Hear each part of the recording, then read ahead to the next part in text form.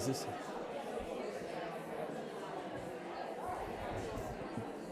Good afternoon. There we go. Woo! All right. What a great crowd. What a great day. It is great to see all of you. As I get started, before I forget, if you could take out your phone and put it on silence so we don't disturb the pitchers in the middle of their pitches. And it's great to see you here today. If you didn't get a chance to get lunch, you could get lunch afterwards as well. There'll still be some food out there. And who appreciates the fact that we had today's weather today instead of yesterday's weather today? Right? Wow. Okay. I'm Andy Copeland. I'm the president and CEO of the Greater New Orleans Foundation, and thrilled to welcome you to the Impact 100 pitch presentation, the best day of the year in terms of being able to see the magic that our nonprofits do every day in this community. And to welcome the largest ever Impact 100 cohort. Thank you all so much. You and your colleagues will be giving $170,000 this year to the 4 nonprofits you'll hear from today. That will raise the total since 2013 to $1.725 million given by women in this community to make transformational gifts to incredible nonprofits. So thank you for what you do. That is a serious commitment and a serious record of generosity. So bravo to all of you. And as I've said, prepare to be impressed by today's pitches. They are great organizations. The folks who've been getting previews of the pitches have been saying how great they are, so you'll be excited. And of course, I think one of the most exciting things to say, of course, we're going to have a $100,000 winner that you all select, and you got a tough choice. But the really exciting thing, I think, with the larger group of members this year is that the runners-ups will each receive over $23,000 too. So super, because they all are deserving. So thank you for being such an important part of the Greater New Orleans Foundation's work and impact in the community. We're grateful for your partnership. I also want to make sure I thank the foundation staff for their great work. Our communications team, Courtney Thomas and Aaron Gordon, thank you very much. To our program officer, Rachel Swan, who works with the committee to make sure that we've identified and sourced great nonprofits for you to consider. And our philanthropy team, which leads this work. Mary Conley Hammonds is our point person. Pamela Otibu helped lead it off at the beginning of the year. Ashley Floyd, Nathan Alvarez, and Meg Miles. Thank you all for the Greater New Orleans team for what you are doing. Of course, I want to thank our volunteer advisory committee members. Volunteer advisory committee, raise your hand. You all are our partners in everything we do, and particularly to our incredible co-chairs, Rena Jolly and Leanne Moses, sitting on the front row. We could not have done this without the two of you, and in particular, Rena, your leadership in bringing the energy and the new participants to Impact 100 has been incredible. So thank you very much for that. And thank you to Leanne, who has been here since the very beginning of Impact 100, every single year. And just former board chair of ours, great friend, and appreciate your leadership and passion for this and recruitment efforts as well. Before I turn the mic over to Rena to be followed by Leanne, who will do the pitches, I want to welcome George Young of Villeray & Company. George is the longtime sponsor of Impact 100 with Villeray & Company, and we're grateful to have their continued support. Thank you. And thank you all. Thank you so much, Andy, and we're so thrilled to be part of Impact 100. I've been involved from the beginning, former board member, and what I love about this organization, it doesn't hesitate to try and recreate itself, come up with new plans, and think outside the box. So my cousin Lamar is here with me also. Villeray & Company, been around since 1911. We manage about $1.5 billion. So I want to emphasize that, but I also want to emphasize the importance of donor-advised funds. And I'm hoping everybody in this room has a donor-advised fund. If you don't, we're happy to help and explain a little further about what happens and how that works. So thank you very much. We're so happy to support this group. Thank you.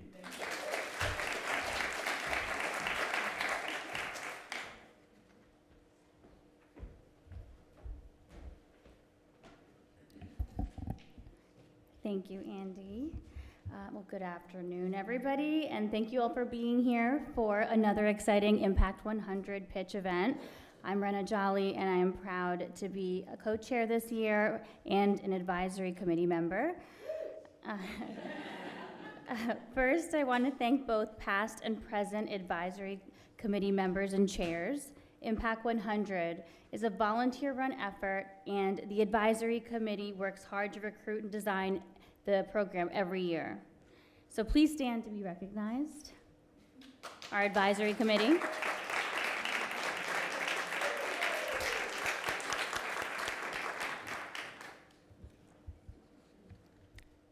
If helping to coordinate this incredible program sounds interesting and you'd like to join, we'd love to have you join us next year as a part of the committee. I'd also like to recognize both our new and long-term participants. This year, we have 66 new women in our group.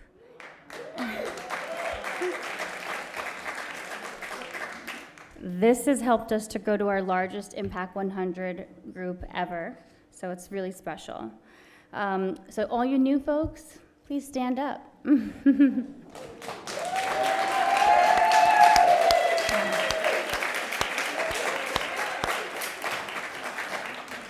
You're in for a treat today, so. We feel pretty certain you're gonna be hooked long-term after today's presentation. I'd also like to ask our long-term participants if you can please stand to be recognized. So if you've been here for 5 years, please stand up.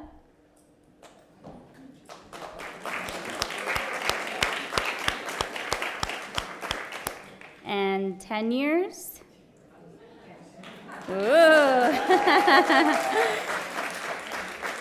And founding members of Impact 100.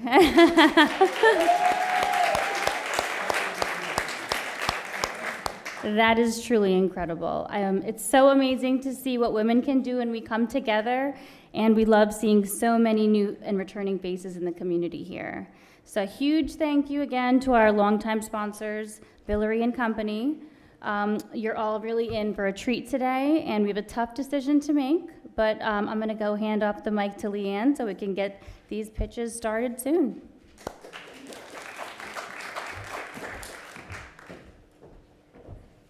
Okay, everybody, welcome, welcome, welcome. So excited to see so many faces here, both new and our past participants. It's really, really exciting. So just so you know, in case you couldn't tell, this is truly my favorite part about Impact 100. This is actually second only to Monday, when we're going to announce the winner of the $100,000 grant and also be able to give checks to the other 3 participants that exceed $20,000. It's really exciting. And I have to say, you're going to have a rough job today when y'all hear from these nonprofits. Before each pitch, we're going to roll a brief video of each nonprofit to give you a little background on the phenomenal work that these organizations do to create a more just and thriving community for all of us. Following the video, you will hear directly from a representative of each nonprofit on how they plan to utilize the $100,000 grant if they receive it. Then you'll have a few minutes to talk after we'll have Q&A afterwards. So while they're presenting, think about any questions you may have. We'll do that for about 5 minutes, and then we'll have a minute or so for y'all to talk to your neighbors about what you just heard, what you're interested in, and to think about what you might want to ask the next presentation. So we're going to do that for each of the nonprofits. And as a reminder on who you'll be hearing from today, in the youth development category, it's Grodat Youth Farm. In human rights and social justice category, People's Housing Plus, Inc. In the community improvement category, Sankofa Community Development Corporation. And in the education category, Start the Adventure in Reading, or known to many as STARE. And After this presentation, be sure to keep an eye on your email. Following today's event, you will receive an email with a recording of the presentations and the electronic ballot to cast your vote, your final vote. So that vote will be for the winner of the $100,000 grant. You can definitely re-listen to the presentations, or if anyone you know isn't here today and they want to listen to those, we really, really want them to. Encourage your friends to go ahead and listen and get their votes in for Sunday night by midnight, okay? And so without further ado, we're gonna roll the video for our first presenter, Grodat Youth Farm.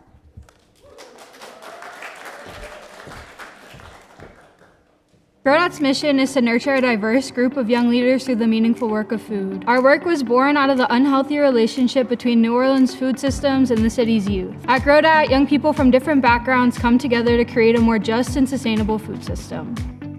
Without Grodat, I'm pretty sure I would still be the shy, timid young adult who never wanted to be in the spotlight. If Grodat didn't exist, I would have never learned how to be a leader in my community or have the confidence to share my voice with others. Grodat is an urban farm located in City Park that works with young people to teach them leadership skills while also connecting them with the land and the lessons that we gain from growing food. Grodat serves high school students as well as young adults in the New Orleans area who are oftentimes not included in many of the programs that we see around this city. And it cultivates a safe space for those young people and then teaches those young people how to be leaders so that then when they are emerging adults, now they are leading cohorts of the program.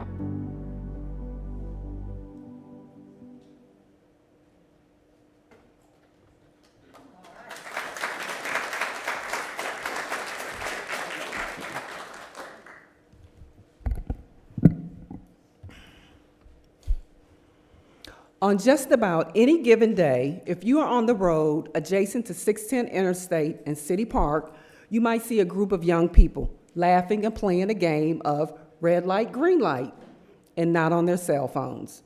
Or maybe you see them in a circle surrounded by fields of green onions, kale, rosemary, hibiscus, and satsumas, shouting out, "Quote of the day," followed by individual discussions of Franklin D. Roosevelt's quote, "Men and nature must work hand in hand." What you might observe visually is diversity, different races, and gender-fluid youth. The discussion about the quote represents their family values, different neighborhoods, and lived experiences. This is Grodat Youth Farm, a leadership development program where 15 to 24-year-olds from diverse backgrounds come together to create a more just and sustainable food system. The 7-acre campus located in City Park was a golf course before Hurricane Katrina and currently produces 50,000 pounds of food consisting of 50 different seasonal crops. From September to June, over 70 youth gather for 2 hours on Wednesday or Thursday, 6 hours on Saturday, and 20 hours a week in June, learning how to build and create personal, social, and environmental change. A typical program day includes weeding, transplanting, or harvesting food that's sold to the community, with 20% that's donated to shared harvest partners and for our youth participants to take home. The second half of the day involves learning workshops such as cover cropping, workers' rights, native plants, communication guidelines, or workplace standards. Grodat's leadership programs are paid employment, almost double the state hourly rate, along with transportation to and from work, as well as a hot lunch on Saturday and summer program days. Grodat is a great leadership program and has changed the lives of over 700 youth over the past 15 years. Currently, 4 of our full-time staff started as program participants. But what happens during bad weather? Blistering sunshine, torrential rainstorms, and even snow. With your $100,000 support, we would immediately begin building a permanent shelter that would expand our outdoor classroom space. We have identified the location. We have a concept design created and donated to us by Tulane School of Architecture Small Center. We just need the funds to get started. Your vote for a permanent shelter would allow not only our current cohort, but countless numbers of youth for years to come to stay on site during inclement weather instead of canceling work, and allowing them to be in a community of youth who show up as their authentic selves on any given day. Thank you.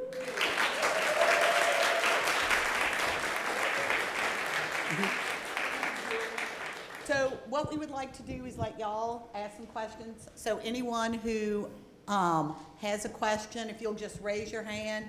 We have folks walking around who will, with mics, I believe. Oh, there we go. There's Nathan. If you just raise your hand with a question, he'll come to you. Oh, and in the back too.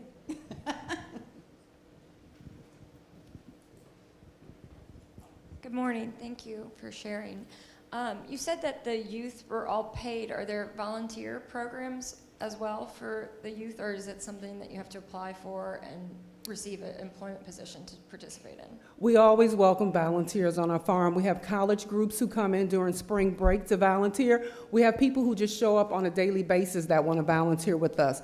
The paid part of the program are for our youth, and they do receive a stipend for the work that they do.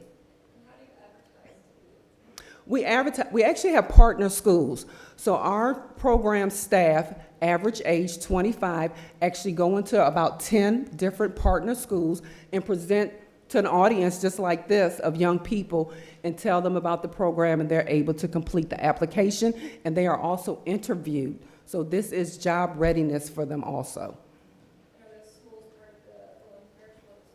They are Orleans Parish Public Schools, but we also have young people who are in our program that are not a part of a public school. You can still go onto our website and complete an application, and you will still be welcome into the program. Any other questions? Right here. So what happens to the vegetables that are grown and the produce? Are they sold by you, or do they go into commerce? Yes, we have what's called Community-Supported Agriculture, or CSA, farm shares. We have about 140 members who are able to pick up a share once a week over a 29-week period, and 20% of what we grow of the 50,000 pounds is donated to other organizations who are values aligned, who are then able to give that food to their members, and young people take home food every Saturday. So when we have to cancel program and they can't come on a Saturday, those young people are not able to take food home that week. Got one more question over here. Is the permanent shelter going to be in City Park? The permanent shelter will be a part of our 7-acre campus, and we already have a location for it. It's between 2 containers. All of our offices are containers that have been retrofitted. So yes, it will be in City Park, in the location where we are now. Any other questions? There we go.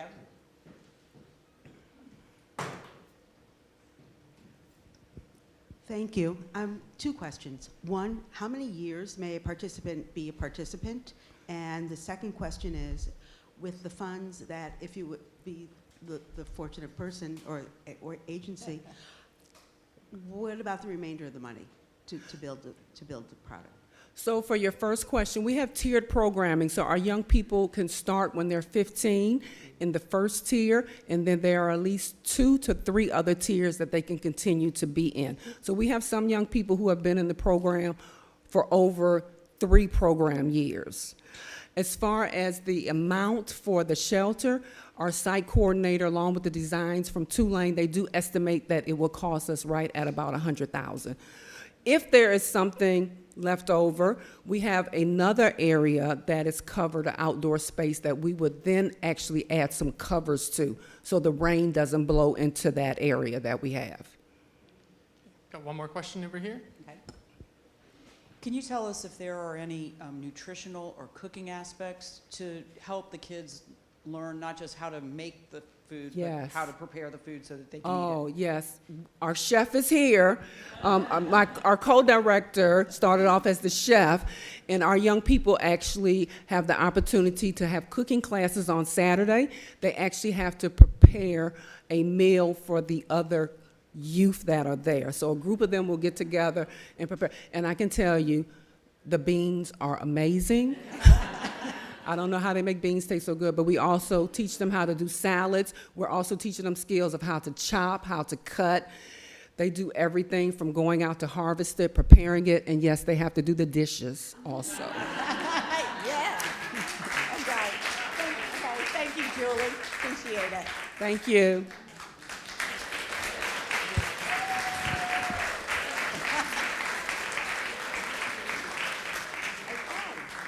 And next, we're gonna see a video on People's Housing Plus, Inc.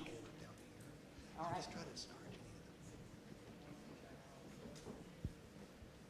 At People's Housing Plus, we believe safe, stable, affordable housing is a basic human right. We not only address the affordable housing supply issue, but we also create a number of different affordable housing options for folks all under one roof. We work with you all the way from the initial thought to getting you to the closing table. We provide in-house financial literacy, choose a neighborhood that you want to live in, we connect you with a lender, and we actually get you into the home. And once you're in the home, we provide a number of resources to make sure that you're not only staying in that home, but you can maintain that home, passing that home on to the next generation. So this house that we're standing in right now is a good example of how we build resiliency for communities. This particular home is built to the Fortified Gold standard, which is the highest hurricane standard in the country. Overwhelmingly, we serve New Orleanians looking for safe, affordable, stable housing. The particular family who would be buying this home is an elderly woman and her adult son. Our largest demographic are single female head of household. We work with large families, we work with individuals. Everyone has an opportunity to contribute, so please support People's Housing Plus in any way you can.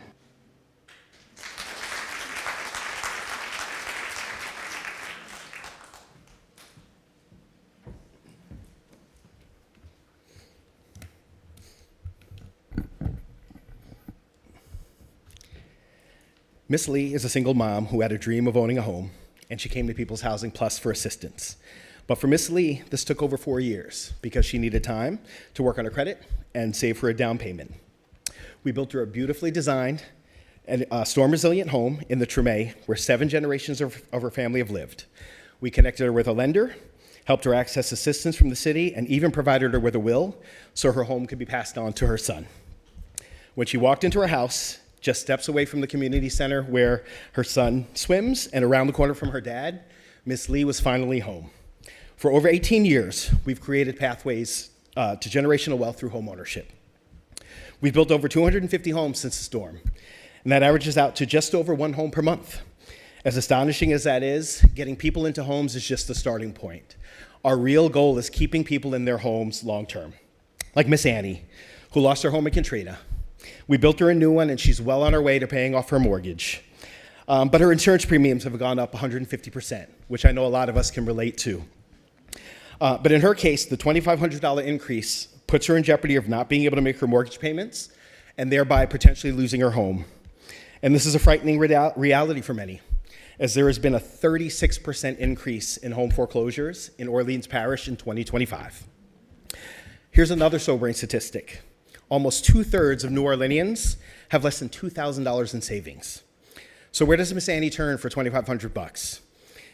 If she doesn't have savings or friends and family to turn to, unfortunately, many working class New Orleanians turn to costly predatory payday loans. You've seen the signs, no credit check, get cash now. New Orleans ranks 5th in the number of loan stores in the nation that prey on the desperate. $2,500 can easily balloon to $8,000 in 6 months because of fees and costly and high interest rates. And that's the true cost of not having a rainy day fund. And this is where you come in. With your vote, the $100,000 grant will allow us to create the People's Housing Plus CARES Emergency Loan Fund, available to our network of homeowners in the form of a 0% interest loan with patient repayment terms. It can cover insurance increases, a deductible after the storm, medical bills, car repairs, or any other unexpected financial hardship. With an average loan size of $2,500, we can serve 40 families at a time. When loans are paid back, that money is available for the next family.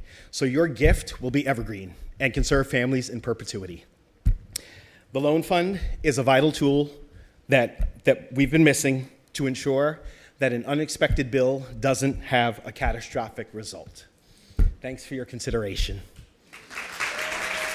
Okay. So, do we have questions? Okay, we have one here. Oh, and one back there. We'll go here and then there. Sorry. Okay, how do you differ from Habitat is my first question. And my second question is, with this loan fund, if they can't pay their existing mortgage and other expenses, how are they going to be able to pay the second loan? Great questions. So I think what separates us or distinguishes us from our peers, because there are a handful of groups that do the work that we do, is we maintain relationships with our homeowners. There are folks, we have, of the 250 homes that I mentioned, there's 190 folks in our network who actively participate in our programming and we're still in touch with. So I think it's that long-term relationship. We know that there is a need for this because people have called us and asked us, because we have relationships with folks that we have, for 18 or so years. Now, I'm glad you asked the question about the loan itself. Because it's important to understand how what might seem to be, for you and I, maybe an inconvenience, $2,500, it is the patient repayment. It is the way that we work. Every individual that we've worked with, that we serve, we can cater an individual plan to. So if you need a $2,500 loan, you can take 2 years to pay us back. You can pay $50 a month. You can pay $100 a month. It's the interest that gets you. Like in the example of these payday loans, 300 to 600% APR. It is really, truly predatory. The goal is that you don't pay it back. And in our situation, again, these are folks that we know. We can tailor a payment plan that works for the individual, and they don't have to worry about penalties for not paying it back in 3 months, in 6 months. So it's really about catering to the folks that we know and to what we know that they can pay. We're not trying to earn money on this. That's not our goal. Our goal is to provide a passionate resource for folks that is, if they've exhausted every other option, we want to make sure that there is an option that doesn't put somebody in jeopardy of losing their greatest asset.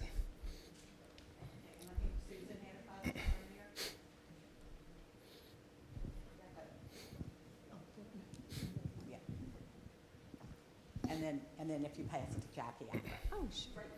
Yeah, so that was part of my question there, but, and I know she did say the Habitat for Humanity aspect of it. I have worked with Habitat. The preliminary conditions of, say, someone getting a house, do they work on the house?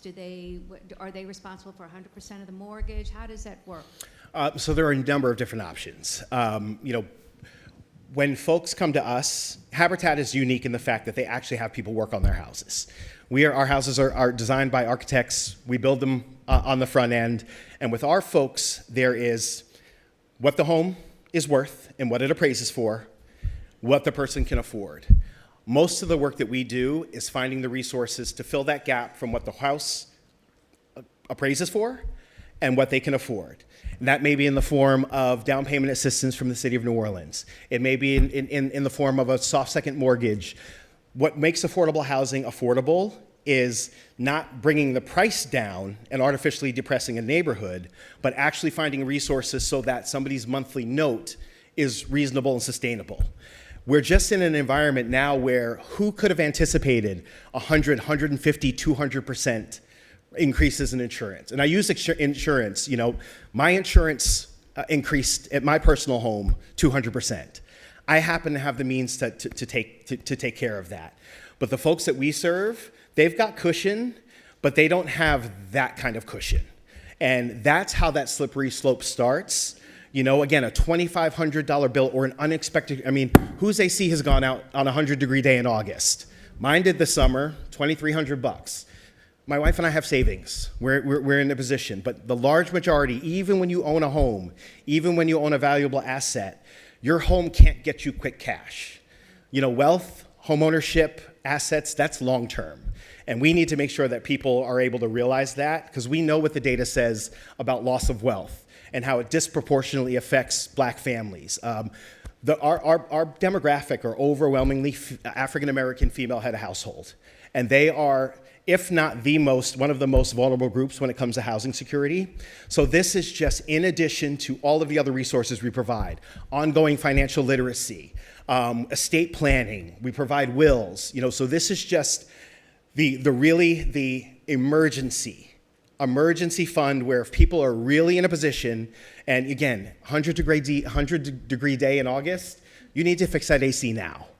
And if you need that cash now, there aren't a lot of options if you don't have it in savings. So this is in addition to all of the other resources that we provide. And we said we can start tomorrow. I've got a stack of emails of folks who've reached out to us just because they're concerned about the increase in their insurance costs.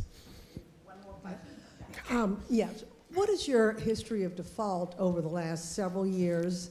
And what's the primary cost of an average house that you might be building? Mm-hmm. So our default rate, as I mentioned, over 250 homes, we've had one default. And I attribute that to the stewardship that we provide to folks, to the resources that we provide that they know they can come to us for a resource. That one default happened because we didn't know about it. And a resource like this will make sure that our default rate stays that low. We don't want that ever to happen again.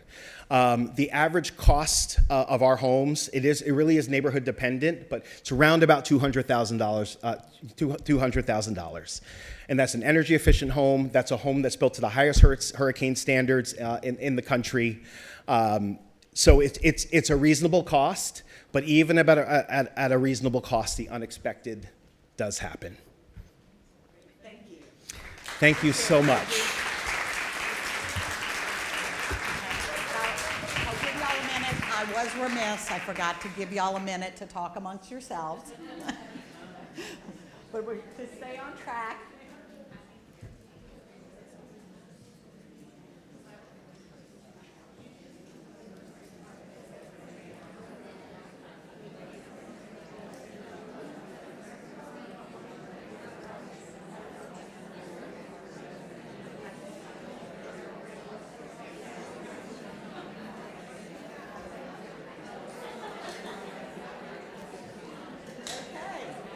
All right, everybody. Oh, I knew I shouldn't let y'all talk amongst yourselves. I knew that was a bad idea.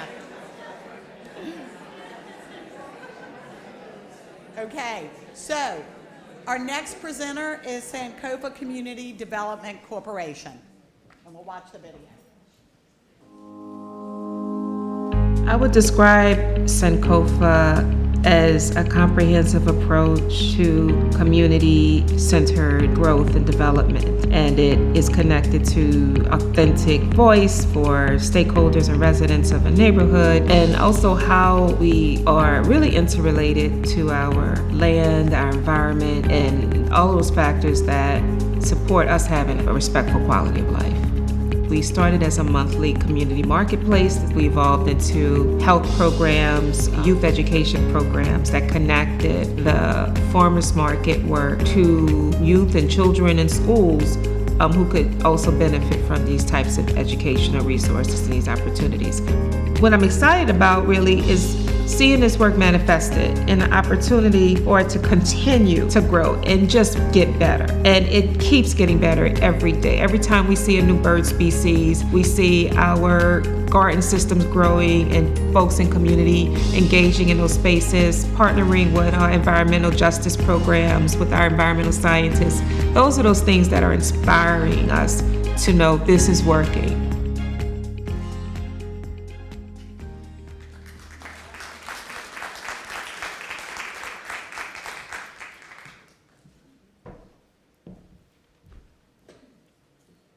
Good afternoon.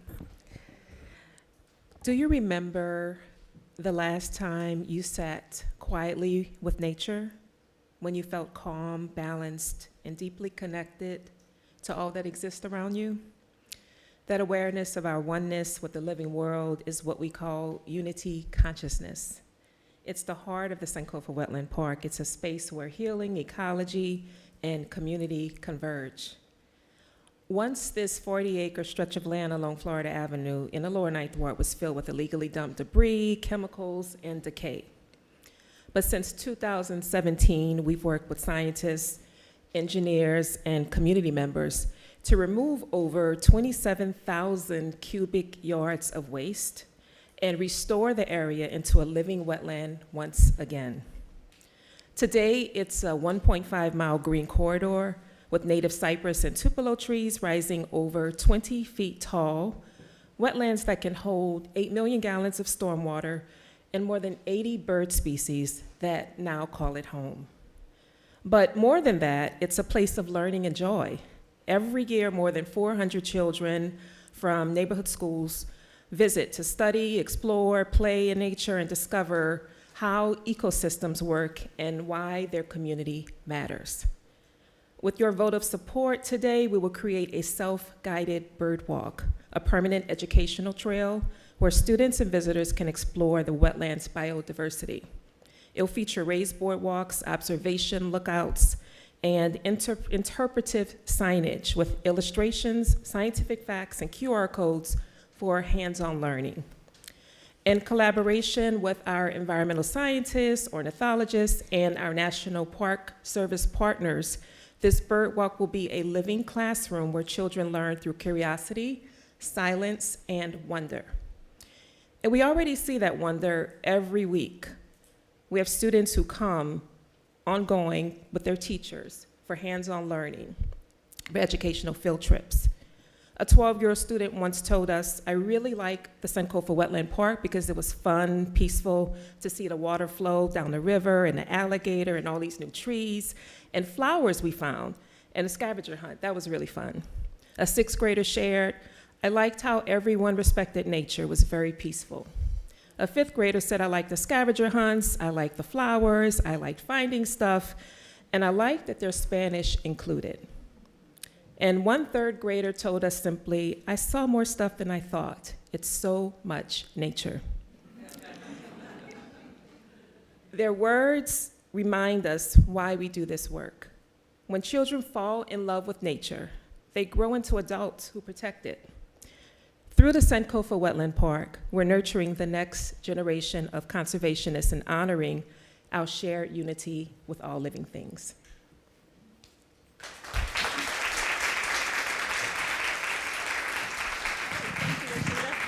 Okay, do we have any questions? If you'll raise your hand, Ashley or Nathan will come find you. Okay, we have one up front, we have one back there. So let's start in the front and then we'll go to the back. Thank you. Love what you guys are doing. And you might have mentioned this, and I might have missed it, but how many people every year does your preserve serve? How many people do you engage each year? It's over 1,000 people. So we have 400 school children. We evaluate our programs, and that's the measurement of school children. But we have monthly events called STEM Second Saturdays. So about 30 people come to those events. But then we have 2 larger community events, Bayou Fest, which is in April, and the Sunset Stroll, which is a evening light party at night. So we reach about 1,000 plus people every year. And we saw some images of what looked like a food co-op. Is that what that is? What was that? It's one of our projects. So our organization, Sankofa Community Development Corporation, has multiple land and community development projects and initiatives. And so that's a fresh market. We operate a green grocery store that also has a cafe and a teaching kitchen on our St. Claude Avenue area. But the wetland park is on Florida, so that's another one of our projects. Are the plans for the walkway and the signage, has that all been thought through? Is there a conceptual design for it and an estimate for the costs? So we started the park with landscape architect partners. So we have a concept design for the park itself and firm plans that have been approved by the city. We work with National Park Service also for a conceptual master plan. So we have an idea of where this is going. The final design for the walking bird trail follows what we already do with Dr. Yaki and our ecologist partner, Jason Day. So we have an idea of where it's going. It follows what's already there, but adding more amenities that are, safe and protective for people to stay online and on track if they do a swamp integrated walk. Do we have another question?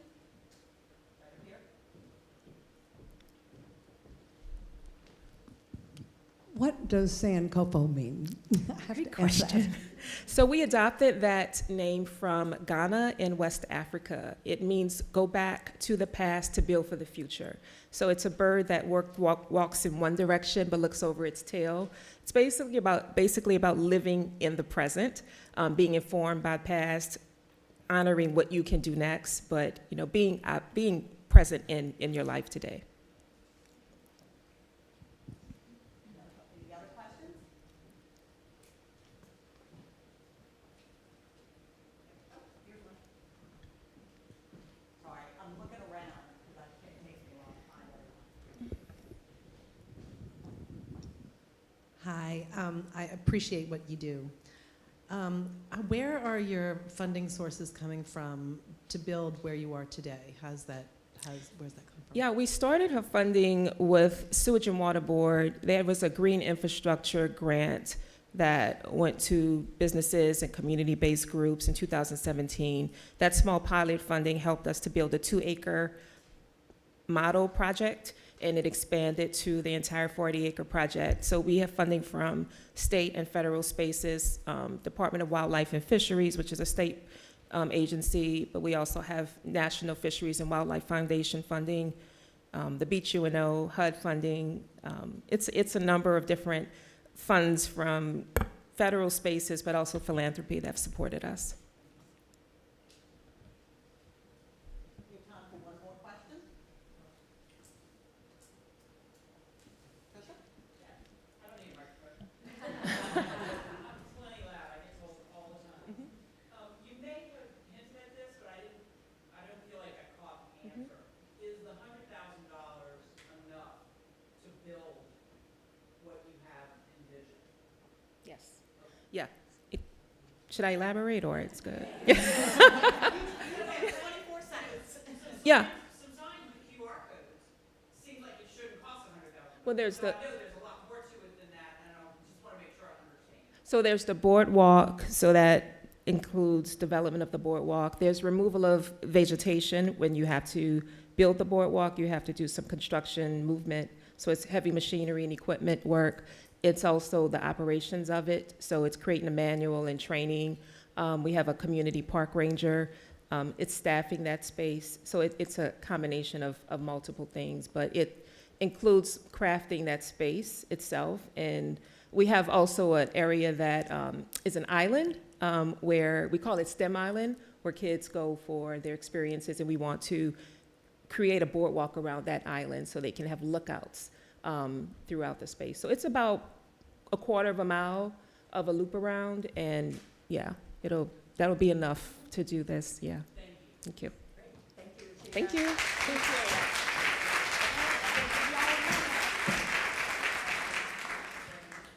I'll give y'all a minute. Y'all can talk about what you serve, or what they eat for lunch, or whatever you want.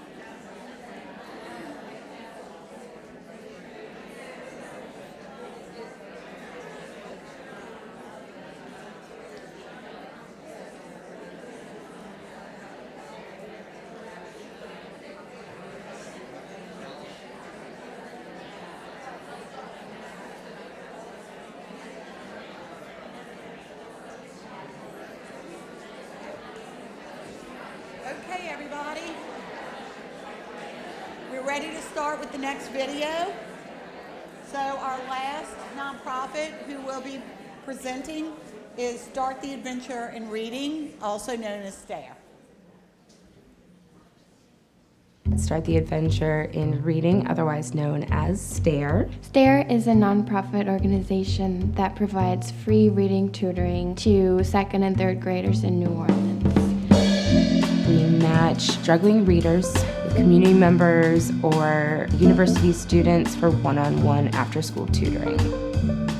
We serve about 180 students per year. In person, we serve 5 schools. And we also have virtual options. In New Orleans, 51% of second graders are failing reading, and 47% of third graders are failing reading. 2/3 of STARE students who submitted their scores were reading above 80% on reading fluency levels, and 0% of students were dropping below level. One of the awesome things I think that we do is that each employee has to tutor one semester when they join. It's really awesome seeing the growth of my student, and it's been just a really nice experience getting to build a one-on-one relationship. An interested parent called the other day. She was very excited on the phone because she was actually a student back in the 90s. And she said Sarah impacted her so much. She was so excited to enroll her third grader. It's just a great environment to be in.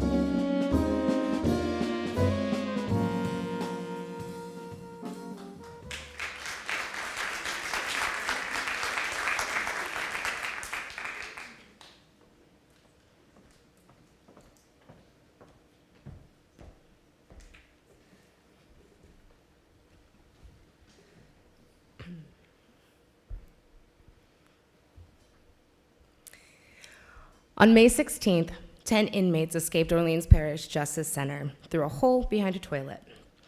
It wasn't the victims or the citizens' fear that caught national attention, however. It was the message they left on the wall.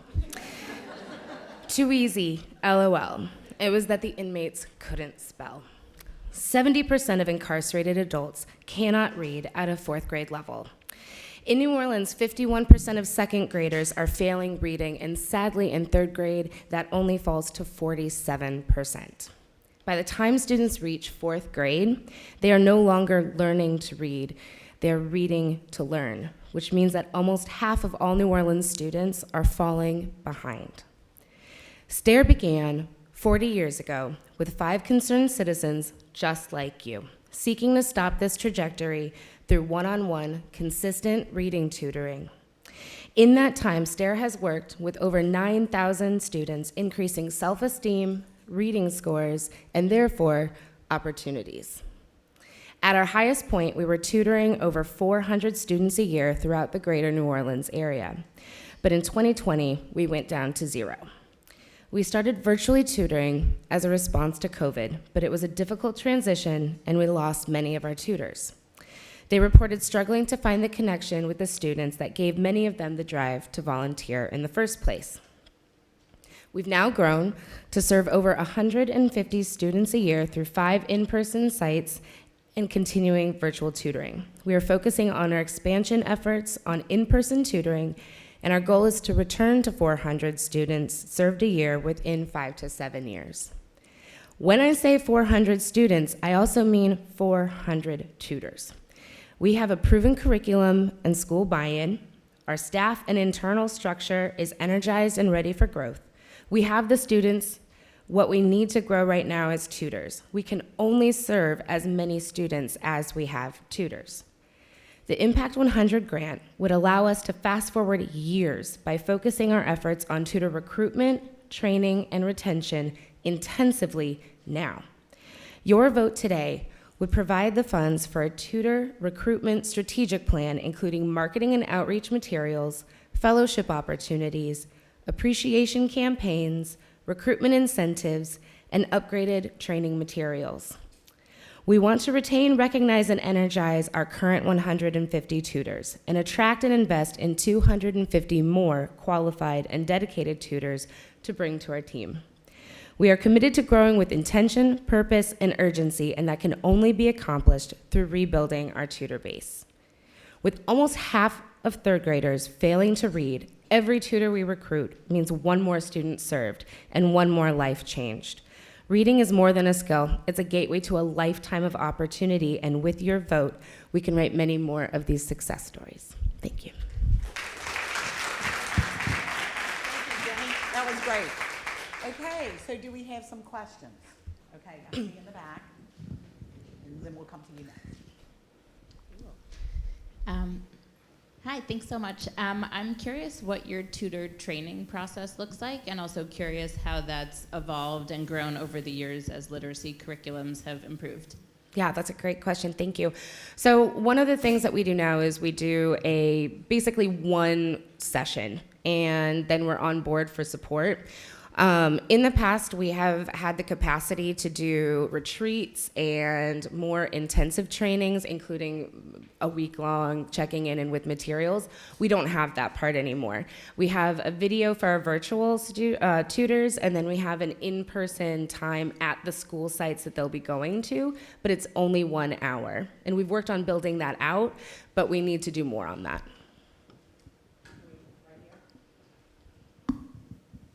Hi. Why do you feel that the existing tutors prior to 2020 didn't return to the program? Yeah. We do have some. We do have people who have, but we are naturally going to face a tutor base that has the flexibility to do after-school programming, which oftentimes overlaps with working. And because of that, there were a lot of technology issues and hurdles that were in the way. And once we kind of lost track of them, it was hard for them to come on. People created pretty strong feelings about virtual programming and the fact that we still keep doing it as a way to reach students in areas that we just can't reach with Insight tutoring bases right now. So that was largely it, and I think they filled that time with other activities and other passions. Hi, thank you so much. My question is, are the tutors paid? No. It's a volunteer tutor base, and that also allows us to expand as large or small as we need to, depending on certain times. So we are looking for people who are able to dedicate 10 weeks a semester, and ideally we keep them with the same student if they're in the program longer to create that bond. But they do need to commit to those 10 weeks, but it is volunteer. And is it a thought to, is there some sort of stipend or for other materials that they need? Or are you looking for, with this grant, you providing them all of those materials that they would need to succeed? You know, the maneuverables and, you know, notebooks and those kind of things. That is precisely right. With this grant, we can have things like mugs and totes. We can have like tutor teas. We can be able to go out and actually show more appreciation. Right now, what we're able to do is to go to the schools and have cookies, and we can send maybe a $5 PJ's gift card, and we'll put them in the newsletter. But if we have an investment of funds, we're able to show them and devote that time to showing them how much we appreciate, and then that grows itself in a lot of ways, along with the marketing campaign that we would do. But the materials are going to also, it's an investment in them, and they would feel that investment as well, and that's what we would be using with the grant. So you said 5 schools. With the growth of tutors, does that expand beyond 5 schools? Could you repeat that? So I heard that you all are only serving 5 schools, is that correct? In person, correct. And with the growth of the tutors, would you be expanding schools? Mm-hmm. Yep, each school can only hold about 10 to 15 before it ends up kind of doing a tipping and it becomes too large for one site coordinator. So we only can have about 10 to 15 in one group. We have identified certain areas where we already know that we want to grow, and we have a growing tutor base that's incredibly diverse. So in that, we would be expanding into those different schools as well. And the sites, are those the schools themselves? Yeah, they're the schools themselves. We've done in the past off-site and having people go to a certain area. That's been a struggle because of busing and transportation. And so now we do it in the schools specifically. And we have a qualification that it needs to be basically a C or D rated school, because we need the school to also have a certain level of stability for us to invest in creating a site there. And last one. We have one more. Let's let one more person answer, because we have one more question.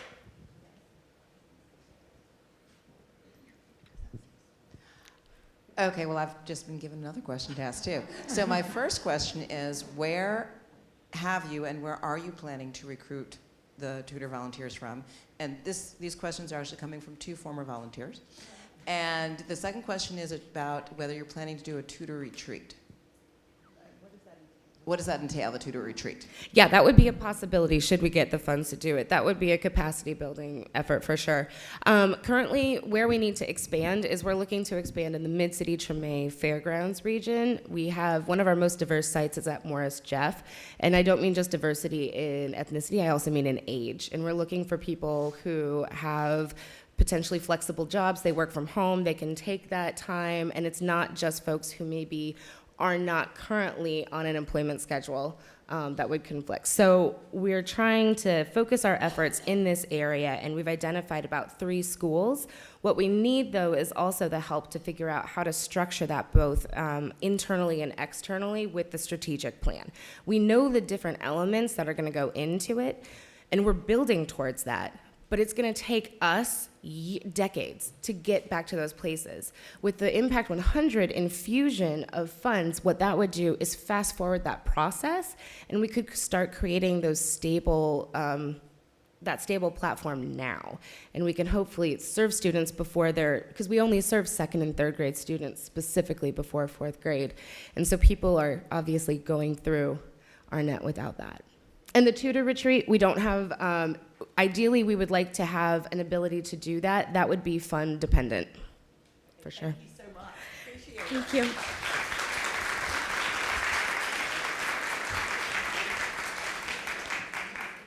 Okay, so next year we'll do this for 4 hours, right? Just kidding. Okay. So y'all, thank y'all so much for being here. This has been such a great way to spend the afternoon, and I really thank you all for coming out. Don't forget, keep an eye on your email for your ballot, and vote by Sunday at midnight. And it has been such an honor for me to be able to chair this event for 2 years, and especially to co-chair it with Rena this year. And I'm now going to hand the mic back over to her, and she will continue to be your chair next year with someone. Thank y'all so much.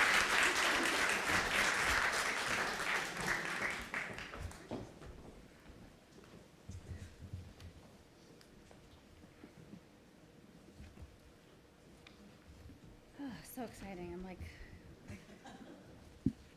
so much. Give me 1 sec.